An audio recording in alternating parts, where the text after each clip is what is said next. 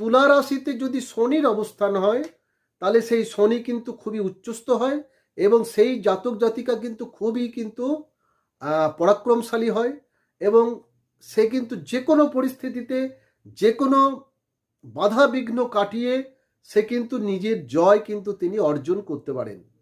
ঠিক আছে, এটা কিন্তু একটা বিশেষ বৈশিষ্ট্য। আর গুরু বৃহস্পতি যেহেতু কর্কটে বসে আছে, কর্কট রাশিতে উচ্চস্থ, এবং এটা এটা এটা কিন্তু এই যে অবস্থান, এই অবস্থান কিন্তু বলা হয়ে থাকে যে পূর্বজন্মের পুণ্য ফলের একটা গুরুত্বপূর্ণ অবস্থান।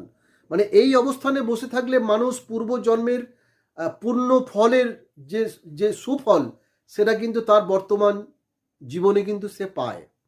তো এইটার কারণেও কিন্তু একটা বিশেষ পজিটিভ দিক দেখা যাচ্ছে।